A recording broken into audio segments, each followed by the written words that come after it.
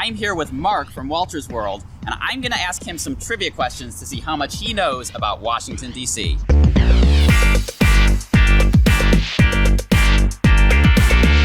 Hello, welcome to Trip Hacks DC. My name is Rob, and this is Mark from Wolters World. Hi. Mark is a world traveler who has a YouTube channel with 1,500 travel videos right now that you should definitely check out. I will leave a link to it in the video description. And in this video, I'm going to ask Mark some trivia questions about Washington, D.C.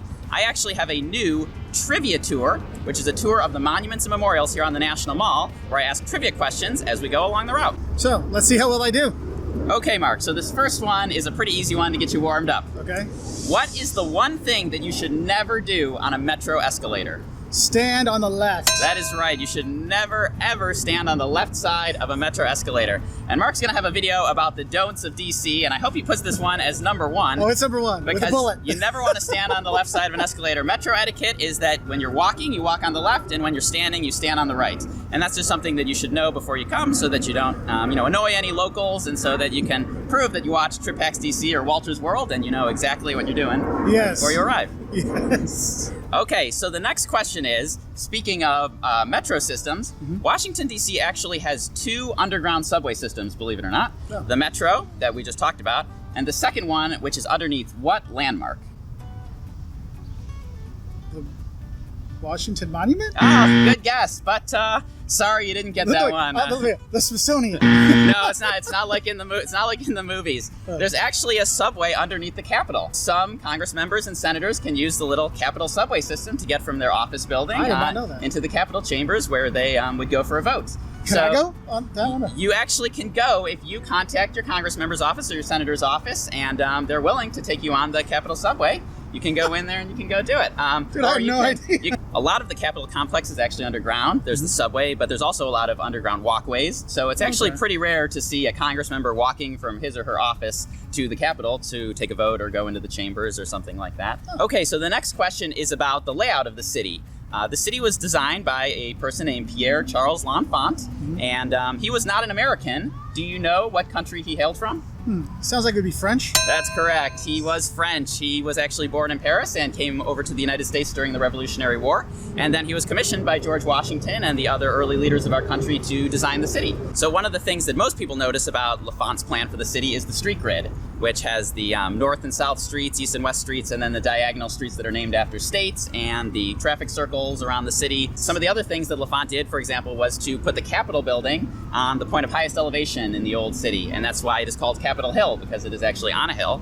And so when you go visit, you're going to walk up a big hill, and that is all part of L'Enfant's plan. So this next question is about the history of the city. Okay. A lot of history is here in the city, but something specifically happened in 1814. Do you know what that was?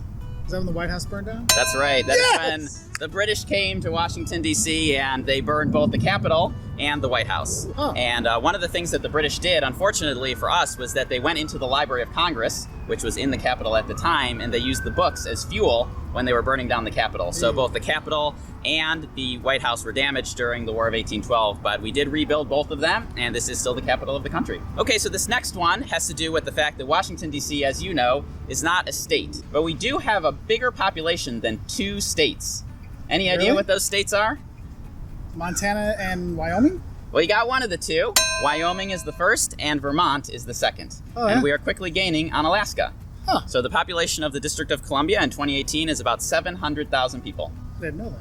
Now you do. Oh, there you go. Makes more sense for the statehood thing. So on that same topic, why do the license plates of cars registered in Washington, D.C. say "End taxation without representation"? Because you have no representation in Congress, so you can't really... You're not represented. Right, so it's a bit of a protest because the city does issue the license plates, and we don't have a congressional representative in Congress that can vote, and we don't have two senators like every other state does. And so as a little bit of a local protest, we print "End taxation without representation" on the license plates, because just like you, I pay a federal income tax, but we don't have anyone to represent us. Yeah, because I saw that on the license plate. I thought it was a joke at first, but then I saw it again and again and again. I'm like, oh, that's not a joke. That's a legit thing. Yeah, definitely not a joke. A lot of people take it pretty seriously. No, you live here. Yeah, that's no joke. That's true. Yeah. So Mark's doing pretty well. He's got more questions right than he's gotten wrong so far, but he's brought in some reinforcements for these last couple of questions. So the first one I'm gonna ask, and whoever gets closest to the right answer, just like on The Price is Right, gets it right. So the question is, how tall is the Washington Monument?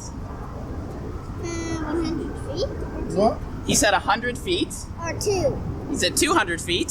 What about you, Or- Caleb? 100 or 200 feet? That's his answer. What do you think, Caleb? 500? 500. And Mark, what do you think? I'm going to go with 501 feet.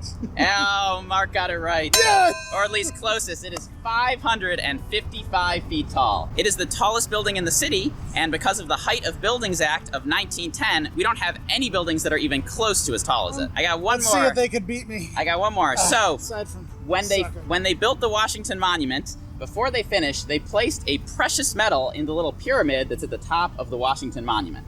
So what metal did they choose to stash up there? Copper? Copper?